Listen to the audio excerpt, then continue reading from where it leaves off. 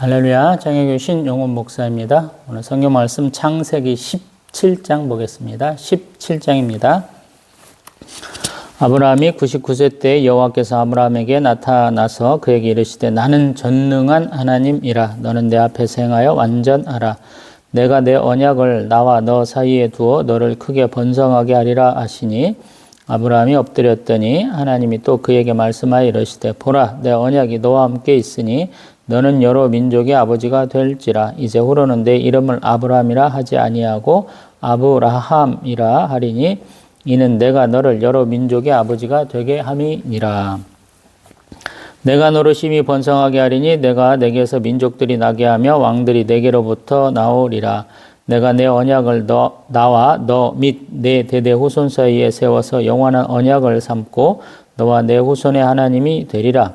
내가 너와 내 후손에게 내가 거류하는 이 땅 곧 가나안 온 땅을 주어 영원한 기업이 되게 하고 나는 그들의 하나님이 되리라. 하나님이 또 아브라함에게 이르시되 그런즉 너는 내 언약을 지키고 내 후손도 대대로 지키라. 너희 중 남자는 다 할례를 받으라. 이것이 나와 너희와 너희 후손 사이에 지킬 내 언약이니라. 너희는 포피를 베어라. 이것이 나와 너희 사이의 언약의 표징이니라. 너희의 대대로 모든 남자는 집에서 난 자나 또는 너희 자손이 아니라 이방 사람에게서 돈으로 산 자를 막론하고 난지 8일 만에 할례를 받을 것이라. 너희 집에서 난 자든지 너희 돈으로 산 자든지 할례를 받아야 하리니 이에 내 언약이 너희 살에 있어 영원한 언약이 되려니와 할례를 받지 아니한 남자 곧 그 포피를 베지 아니한 자는 백성 중에서 끊어지리니 그가 내 언약을 배반하였음이니라. 하나님이 또 아브라함에게 이르시되 내 아내 사레는 이름을 사레라 하지 말고 사라라 하라. 내가 그에게 복을 주어 그가 내게 아들을 낳아 주게 하며 내가 그에게 복을 주어 그를 여러 민족의 어머니가 되게 하리니 민족의 여러 왕이 그에게서 나리라. 아브라함이 엎드려 웃으며 마음속으로 이르되 100세 된 사람이 어찌 자식을 낳을까? 사라는 90세니 어찌 출산하리요? 하고 아브라함이 이에 하나님께 아뢰되 이스마엘이나 하나님 앞에 살기를 원하나이다. 하나님이 이르시되 아니라 내 아내 사라가 내게 아들을 낳으리니 너는 그 이름을 이삭이라 하라. 내가 그와 내 언약을 세우리니 그의 후손에게 영원한 언약이 되리라. 이스마엘에 대하여는 내가 내 말을 들었나니 내가 그에게 복을 주어 그를 매우 크게 생육하고 번성하게 할지라. 그가 12두령을 낳으리니 내가 그를 큰 나라가 되게 하려니와 내 언약은 내가 내년 이 시기에 사라가 내게 낳을 이삭과 세우리라. 하나님이 아브라함과 말씀을 마치시고 그를 떠나 올라가셨더라. 이에 아브라함이 하나님이 자기에게 말씀하신 대로 이 날에 그 아들 이스마엘과 집에서 태어난 모든 자와 돈으로 산 모든 자 곧 아브라함의 집 사람 중 모든 남자를 데려다가 그 포피를 베었으니 아브라함이 그의 포피를 벤 때는 99세였고 그의 아들 이스마엘이 그의 포피를 벤 때는 13세였더라. 그날에 아브라함과 그 아들 이스마엘이 할례를 받았고 그 집의 모든 남자 곧 집에서 태어난 자와 돈으로 이방 사람에게서 사온 자가 다 그와 함께 할례를 받았더라. 아멘. 할렐루야. 오늘은 2024년 1월 11일 목요일 아침 7시 10분쯤 돼갑니다. 어제보다는 조금 더 추워졌네요. 창세기 17장은 아브라함이 하나님과 언약을 맺는 장면이에요. 물론 이제 15장에서 아브라함에게 하나님이 자손을 주겠다 그러는데 하늘의 무별과 같은 자손을 주겠다 하는 말씀을 믿어서 하나님이 그의 의로 여기셨다 하는 내용이 있고 하나님 앞에 제사를 드려가지고 아브라함뿐만 아니라 그의 자손들이 겪게 될 일을 말씀하시고 또 차지할 땅에 대한 구체적인 범위를 말씀을 하셨죠. 그러고 나서 연이어서 이렇게 언약을 맺는 언약의 표징이 있게 하시는 것을 우리가 17장에서 보게 되죠.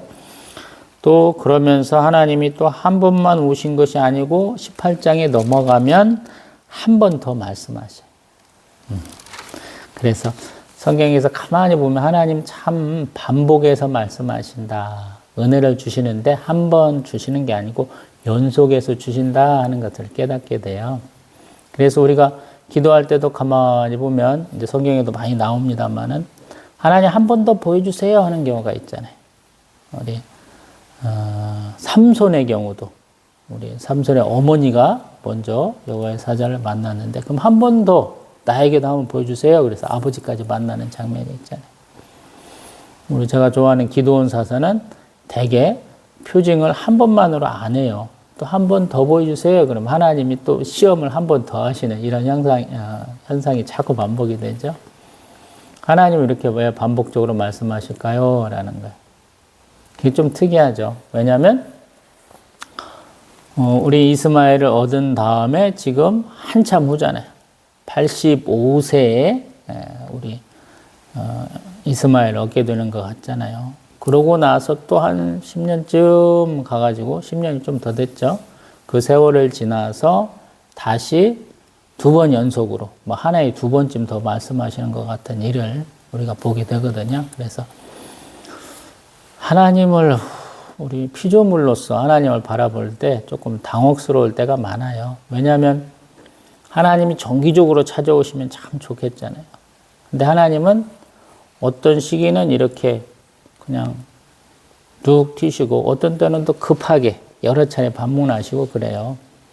그래서 우리는 항상 기다리는 자의 모습이 많죠. 우리 요한계시록에 하면 라오디게아 교회 같은 경우는 하는 것도 없잖아요.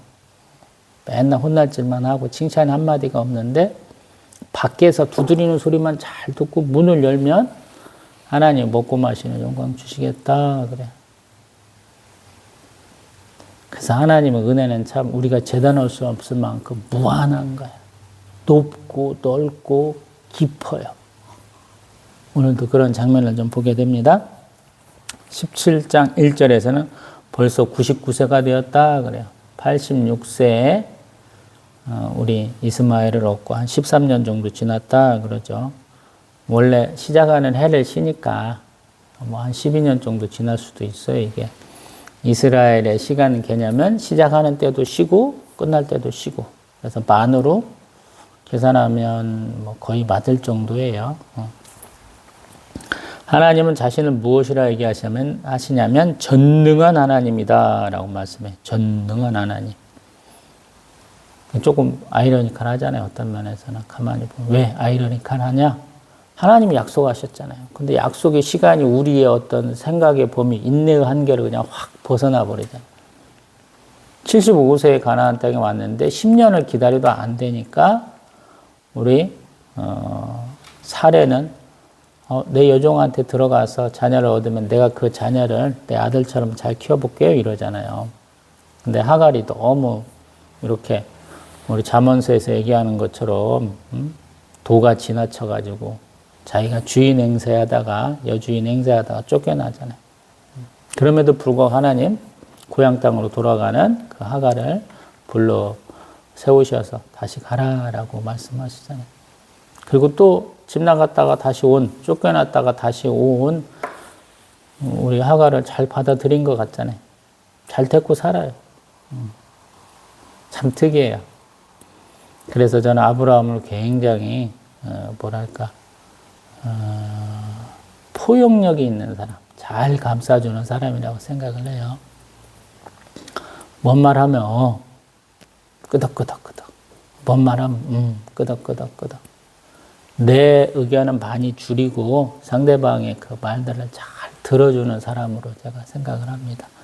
왜냐하면 자기가 지은 죄가 있다고 생각하는 사람 같아. 조금 위축된 분으로 좀 느끼어 어떤 면에서는. 왜냐하면 아내가 자녀를 못 가진 것이 내 잘못이다라는 생각도 하고 고향 땅 떠나서 이렇게 고생하는 것도 내 잘못이다 이런 생각을 하는 것 같아요. 아무래도 그 맏아들로서의 역할을 굉장히 중시했던 것 같아요. 고대에서는 뭐 맏아들이면 끝이죠. 우리 대한민국 지금도 그러잖아요. 우리 아침에 또 예배 마치고 뭐 이렇게 교회 안에 한 4,000보 이상 걸으면서 이것저것 이렇게 떠들러 보는데 박수홍하고 자기 친형의 얘기가 또 유튜브에 또 이렇게 올라와 있더라고요. 뭐 그 동영상은 안 보고 사건 재판받은 그것만 보는데 부모가 너무 박수홍 친형만 아꼈다라고 그렇게 얘기하잖아요. 근데 예전에는 더 심한 것이 아니었나 싶어요. 그 장손이 맏아들이 자기 제사법 올려준다고 지금도 아마 심하게 생각하시는 분이 있는 것 같아요. 요즘에는 좀 바뀌는 것 같은데 아들, 딸 구별 맞지 말고 하나만 잘 낳아서 잘 키우자 이런 생각들이 많으니까 그것들이 많이 희석이 됐죠. 그리고 요즘에는 땅에 묻히시나요? 납골 땅에 다 안 치대시니까 그런 생각들이 많이 벗어지신 것 같아요. 그러면서 17장 1절에서 너는 내 앞에 행해서 완전하라 그래요. 완전하다. 이 말이 참 어려워요. 제가 해석을 못 하겠더라고요. 완전히 뭡니까? 온전하다는 것도 같이 이렇게 쓰이는 것 같아요. 교처로 쓰이는 것 같아요. 우리 야고보서는 완전하고 구비하여라고 그러는데 시간과 공간적으로 완벽하라라고 말씀하시는데 너무 어렵더라고요. 우리 히브리어는 탐이다 그러는 거예요. 욥은 온전하고 정직하여 여호와를 경외하며 악에서 떠난 자 이렇게 얘기하잖아요. 온전하다, 완전하다. 저는 그냥 쉽게 이렇게 생각을 해요. 성경에 보면 준행하다라는 표현이 있거든요. 하나님이 말씀하신 대로 행하게 되면 온전하게 된다, 완전하게 된다. 저는 그렇게 단순하게 생각을 해요. 준행이라는 단어는 그 말씀 그대로 행하는 거예요. 빼거나 더하지 않아요. 예수님이 율법의 1.1획도 빼지 말고 다 지켜라 라고 말씀하시잖아요. 근데 사상권과 그 율법의 해석자, 심판자들하고 많이 싸우시잖아요. 대제사장, 장로들, 서기관들, 바리새인들 이 사람들이 되게 그런 율법에 관계된 일들을 하시는 분인데 그분들하고 가장 많이 싸워요. 왜냐하면 그분들이 자의적 해석을 많이 했다라고 예수님 말씀하시는 거거든요. 그분들을 가장 강력하게 비판하셨는데 지금 이스라엘 땅의 하시딤이라는 사람들이 그런 거의 후손이에요. 예수님이 가장 비판하신 율법을 자의적으로 해석한 사람들을 예수님이 가장 정죄하셨는데 그 사람들이 지금 이스라엘에서 내가 경건한 자야, 정통 유대인이야 이러고 계세요. 피로는 전혀 이스라엘 사람들, 옛날 유대인들하고 거의 관련이 없다. 제가 한번 말씀드려봤잖아요. 카자르 칸국, AD 7세기부터 10세기까지 흑해하고 우리 카스피해 사이에 있었던 그 나라. 그 사람들이 동유럽으로 이주해서 그 사람들이 지금 유대인이다 하고 각종 박해를 받으면서도 지금 1945년 건국하면서 다시 와서 사는 사람들이고 그 사람들이 지금 자녀들을 그 사람들을 많이 낳는다고 그래요. 그래서 출산율이 높아가지고 좀 있으면 200만 명 돌파하겠다 이런 얘기도 한번 들어본 것 같아요. 이스라엘의 인구가 많지 않아요. 한 1000만인가 제가 기억이 바른가 모르겠지만 우리는 5,300만, 5,500만까지 바라봤다가 점점 줄어든다고 하는데 거기는 그렇게 많지 않아요. 이스라엘 사람들은. 땅도 좁은 데다가 인구도 많지 않습니다. 그러면서 완전하라 그러는데 그 말씀 끝에 붙이는 말이 내가 내 언약을 나와 너 사이에 두어 너를 크게 번성하게 하리라. 아멘. 너 믿었으면 그대로 이루어 줄게 라고 말씀하시는 거예요. 그리고 너는 믿고 따라와야 돼 이 말씀하시는 거예요. 언약을 한번 딱 세웠어요. 하나님 우리의 언약의 당사자, 언약의 보증자 되시는데 우리하고 언약을 세웠어. 그러면 하나님 그걸 지켜라 라고 말씀하시잖아요. 이 얘기는 우리 출애굽에서부터 레위기, 민수기, 신명기 가면 더 많이 나와요. 왜? 하나님이 장로들 70명 모아놓고 호렙산에서 언약을 맺었잖아요. 그날 하나님 앞에서 먹고 마셨잖아요. 그리고 그 언약들 하나님 해주시겠다 그러는데 모세가 그 언약 끝에 산에 올라가지고 하나님이 주신 율법 십계명 받으려고 막 40일 동안 금식하고 있는데 백성들은 밑에서 금송아지 만들어 놓고 막 춤추고 난리치잖아요. 모세가 십계명 데리고 딱 들고 내려오다가 그걸 보고는 열받아가지고 그 소파를 때려 깨고는 사람들을 다 누가 나서서 이놈들을 심판하겠냐 그런데 레위 사람들이 나서갖고 막 수천 명 그냥 죽이잖아요. 그리고 60만 3,550명 하나님이 다 셌던 사람들 하나님 앞에 또 하나님이 주시는 그 땅, 지금 아브라함에게 하나님이 15장에서 말씀하신 그 땅을 우리가 차지할 수 없겠어요. 그래서 막 난리치고 막 울고 막 소동을 해서 하나님이 너희들은 못 들어가겠다. 광야에서 죽어라 라고 말씀하시죠. 그래서 어려워요. 하나님은 한없이 부드러운 분인 것 같아요. 사랑이 많으신 하나님인데 어느 한순간에 그냥 하나님 앞에 이렇게 대적하고 하나님 뜻을 어기는 순간부터 하나님은 심판주가 되죠. 그래서 어려워. 그래서 저는 항상 하나님 앞에는 겸손하게 나아가서 순종하고 충성하라 라고 말씀드리고 싶어요. 그리고 세상에 나가서 좀 쫄지 마세요. 강하고 담대하라. 오늘 저는 새벽 예배 때 우리 여호수아서 1장 봤는데 하나님이 항상 강하고 담대하라. 왜? 내가 너와 함께 하니까. 하나님만 말씀하시면 하나님만 나의 편이야 이럴 수 있는데 우리 요단강 동편에서 머물겠다고 성까지 짓고 뭐 가축 우리간 다 지어놓는 르우벤, 갓, 므낫세 반지파들이 우리는 모세에게 말한 대로 갈게요. 당신은 강하고 담대하소서라고 그러거든요. 되게 우리의 그 신앙생활에 그렇게 많이 이루어져요. 하나님이 말씀하신 대로 내가 살면 하나님의 말씀을 반복해주는 누군가가 있어요. 그래서 확신하게 돼요. 저 뭐 개인적인 생각일 수 있습니다.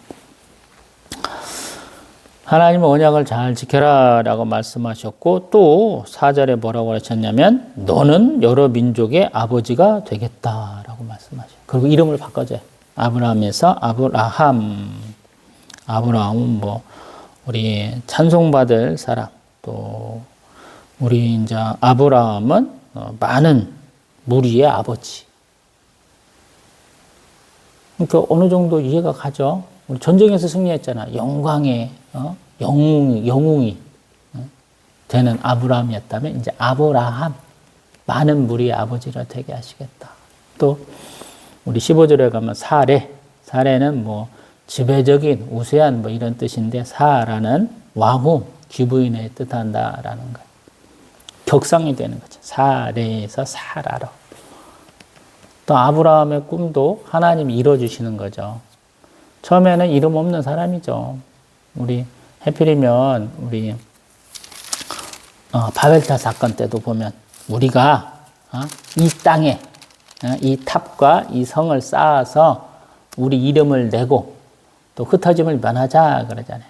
우리 그 땅은 뭐 샴, 이름은 쉔 그러거든요.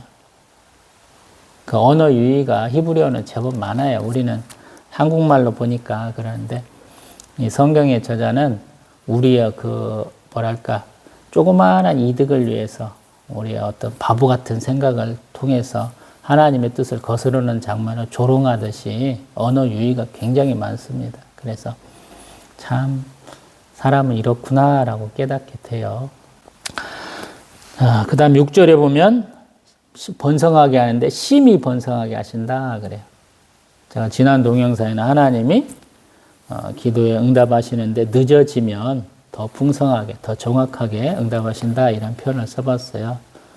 지금 하나님을 믿고 지금 몇 년을 지금 참고 있는 거예요. 거의 10몇 년을 참고 있잖아요. 그러니까 하나님이 더 심히 번성하게 하신다라는 거예요. 우리는 잘 생각하지 못하는데 하나님이 주시는 복을 받을 만한 자가 되는지 또 그것을 감당할 수 있는지 하나님이 우리를 좀 성장시키고 발전시키세요. 우리 시편 1편에서도 시냇가에 심은 나무 우리가 단순하게 보면 척박한 땅에서 살다가 시냇가에 가서 살면 물이 풍성하니까 더 잘 자라겠지 하지만 조금 바뀌어야 되죠.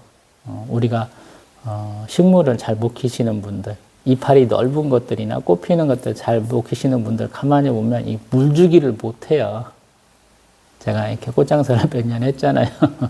가보면은 잘 죽는 분들은 물을 많이 줘야 산다고 생각을 해요. 또 반대로 물을 조금 줘야 사야 한다고 생각을 해요. 근데 식물마다 차이가 있어요. 밝은 햇빛을 좋아하는 놈, 또 그늘진 곳에서 잘 키는 놈, 또 뭐 절반쯤 되는 해가 좀 조금씩 오는 지역에 있는 놈. 그리고 식물도 집안에서 계속 자리를 바꿔줘야 되는데 한 곳에만 있으면 이상한 일이 많이 벌어지거든요. 그리고 습도에 또 민감해요. 그래서 물을 줄 때는 한 번에 팍 줘서 쫙 빠지게 해줘야 되는데 그건 잘 못 하시거든요. 그리고 식물도 뿌리가 숨을 쉬어야 돼요. 이상하게. 아니 땅에 뿌리를 받고 있는데 걔네들이 뭔 숨을 쉬어 그러는데 물로 인해서 뿌리가 숨을 못 쉬면 그놈들이 썩어요. 참 희한하죠. 그래서 우리가 좋은 흙을 황토흙이라 그러잖아요. 우리 이스라엘 땅에서는 갈릴리 호수변의 흙이 화산토라고 해서 시커멓다 그래요. 그 땅이 좋은 흙이라 그래요. 지금 우크라이나 땅도 지금 뭐 흑토라고 그러잖아요. 전 세계 곡창지대 중에 하나로 꼽히잖아요. 근데 그 땅이 그 겨울이면 땅가가 얼고 뭐 봄철이나 이렇게 되면 막 그 진흙들이 막 얽혀가지고 수렁같이 막 바뀐다 그러잖아요. 진흙창으로 바뀌어갖고 움직이지도 못한다 그러잖아요. 되게 그런 특성이 있어요. 너무 많으면 흙은 그냥 딱딱해지거나 물렁물렁해져갖고 물을 잔뜩 먹으면 그럼 잘 안 돼요. 근데 올 때 오고 비가 올 때 오고 안 올 때 안 오면 물이 쫙 빠져나가요. 우리 대한민국과 일본 땅이 참 좋은 땅이라 그러는데 그 이유는 뭐냐면 물에 이렇게 우리가 지하수를 마셔보면 그 밑에 물이 앙금이 없다는 거, 석회질이 없다는 거잖아요. 우리 축복받은 땅에 산다고 그냥 지화자는 너무 없어요 그러는데 마실 물이 풍부하잖아요. 여기도 그런 면이 있어요. 가나안 땅에 와가지고 긴 시간, 뭐 따지면 뭐 한 20년 넘는 세월 동안 고생을 많이 했잖아요. 그래서 하나님이 크게 번성하시는 걸로 하겠다라는 거예요. 민족들이 나오고 왕들이 나온다 그래요. 너뿐만 아니라 너와 후손 사이에게도 영원한 언약을 맺고 하나님이 되시겠다 그래요. 아멘. 이러한 축복을 하나님이 출애굽한 백성들에게도 정확하게 주셔요. 그 언약의 어떤 핵심을 오늘 또 한번 말씀하시고 이러한 아브라함과 언약이 시내산 언약을 통해서 쭉 이어져 가는 거예요. 그리고 그 핵심은 항상 땅과 자손이. 얼마나 감사해요. 하나님이 처음에 말씀하신 거랑 똑같잖아요. 에덴 동산에서 하나님이 섬겨라, 또 지켜라 이렇게 표현하신다. 제가 표현해 봤잖아요. 그런 축복. 섬기고 지키려면 뭐가 있어야 돼요? 내가 섬길 대상이 있어야 되고 내가 돌봐야 될 대상이 있잖아요.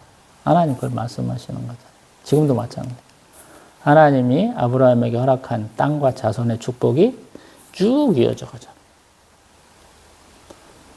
이스라엘 백성들 얼마나 많이 박해받았어요. 코딱지만한 나라라 누가 와서 때리고 저가 와서 때리고 누가 죽이고 저가 죽이고 맨날 그래서 가장 힘없는 민족 중에 하나인데 하나님은 그들을 보존해 주시잖아요.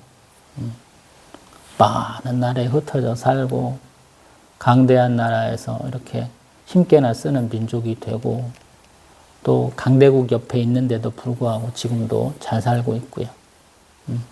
그래서 하나님의 축복은 쉽게 사라지는 게 아니에요. 하나님을 붙들 때 하나님의 그 언약은 지속되는 거예요. 그 다음에 우리 8절에 보면 영원한 기업이 되게 하신다 그랬어요. 아마 이 말씀을 믿었기 때문에 이스라엘 백성들이 우리 2차 대전 중에 영국과 협력해서 자신들의 원래 땅으로 돌아가고자 한 것 같아요. 물론 지금 팔레스타인하고 싸우는 거 보면 좀 많이 지나치죠. 어떤 면에서는.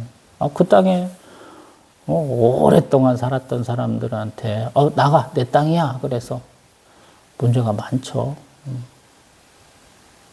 뭐 누가 뭐 당사자들한테 뭐라고 할 수는 없겠습니다만 서로 막 죽고 죽이고는 상황이 너무 많이 되니까 뭐 좀 잘 조속히 좀 해결됐으면 좋겠어요.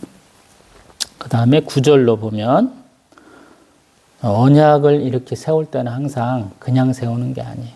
우리 15장에서도 제물을 드려야 됐죠. 그래서 우리 번제, 소제, 화목제, 속죄제, 속건제 원형을 보여주셨잖아요, 하나님이. 물론 그 앞에는 우리 맨 처음에 에덴 동산에 쫓겨날 때 가죽 옷을 입혔는데 그때 아마 그 짐승들이 뭔가가 있었을 것이고 그 다음에 우리 홍수 후에 노아가 번제로 드리는 그 짐승들이 또 원형이 됐겠죠. 근데 더 확실한 원형은 우리 창세기 15장에 우리 하나님이 지정하신 짐승들이 더 확실하게 되죠. 그리고 하나님의 백성입니다라고 스스로 인정하는 것이 뭐냐면 난지 8일 만에 행하는 할례다라고 하나님 말씀하시고 지금은 그 시기가 조금 지났으니까 너희들 성인들 집안에 있는 모든 남자들은 할례를 행하라 그래요. 지금도 할례의 풍습이 유대교뿐만 아니라 다양한 지역에서 행해지죠. 왜 하나님 이걸 하셨을까 그러는데 잘 모르겠어요. 왜 행하셨는지. 우리가 지금 포경 수술을 제법 안 하는 시절로 돌아갔죠. 한때 제 나이 때는 보편적인 것인데 지금은 해도 되고 안 해도 되는 굳이 할 필요 있냐 이런 식의 와 있는 것 같은데 전 세계에서 많이 행해져요. 남자한테만 할례를 행하는 게 아니에요. 여자한테도 행하는 데가 많아요. 그 세세한 민족들 같은 경우는 굉장히 불결한 행위예요. 불결한 환경에서 불결한 도구를 통해서 했기 때문에 생명이 왔다 갔다 해요. 근데 전 세계에서 많이 행해져요. 하나님은 왜 이걸 하계셨냐라는 거. 잘은 모르겠어요. 근데 제 개인적인 생각으로는 어렵고 힘든 것이니까 하나님이 하게 하시는 것이고 좀 고통을 동반한 어떤 각오인 것 같아요. 신앙생활이 좀 고통이 많이 있잖아요. 신앙생활 하다 보면 꼭 복만 받는 거 아니잖아요. 어떤 경우에는 화가 있는 것 같잖아요.